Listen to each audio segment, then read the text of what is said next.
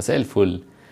بقالنا حوالي 48 ساعة أو 24 ساعة في الحدود دي، يوم يومين، في أخبار كبيرة جدا طالعة إن محمد صلاح هيروح اتحاد جدة. إيه اللي هيحصل اتحاد جدة دي؟ هل صلاح هيرضخ بالفلوس اللي عمالة تترمي عليه وتتعرض عليه، وهيضحي بالتاريخ اللي بيكتبه كل يوم في الدوري الإنجليزي وفي نادي ليفربول، ولا هيقعد في ليفربول؟ هي ده السؤال اللي هيروح ليه صلاح.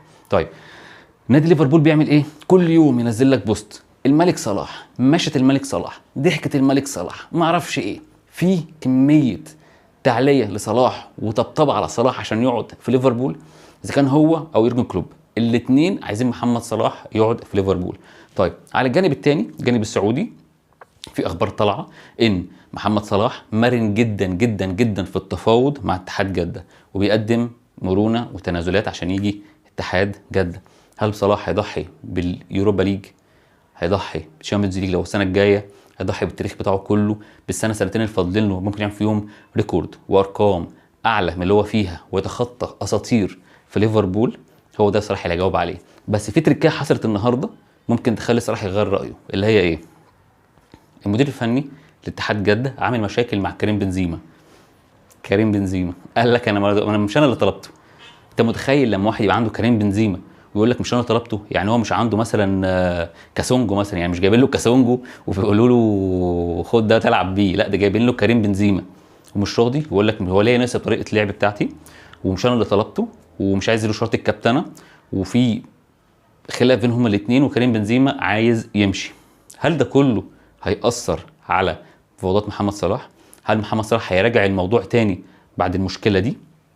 واحد زي مدير فني بتاع اتحاد جده كان راضي او كان مقتنع باحمد حجازي وطارق حامد، دلوقتي مش مقتنع بكريم بنزيما. دي برضو اسئله.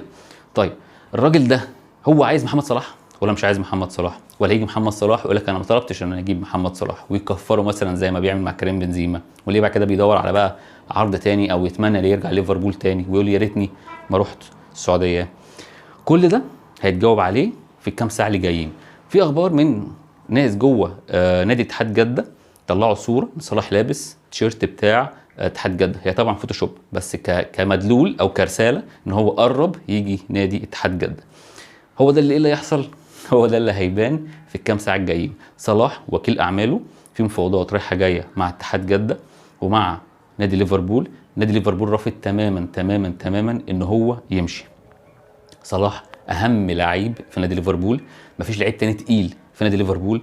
لو صلاح مشي من النادي هيبقى ده بدايه الانهيار بتاعت النادي. صلاح تجيبه وتبني عليه فرقه، تبني عليه اللعيبه بعد كده كلها. صلاح هيبقى الجاذب لاي لاعب عايز يجي ليفربول. لو عايز يجيب اي لعيب هيجي عشان صلاح جنبه في لعيب تقيل موجود في الملعب. لكن لما صلاح يمشي وتلاقي اللعيبه كلها صغيرين، اللعيبه كلها مجهوله، اللعيبه كلها لسه بتبدا حياتها، هو ده الدروب اللي هيحصل ليفربول. فليفربول هيحارب على ان محمد صلاح يبقى موجود، واتحاد جده برضه هيحارب ان محمد صلاح يبقى موجود. الفيصل كله في الموضوع ده كله محمد صلاح. هو ده اللي هنعرفه يعني ممكن في القريب ان شاء الله.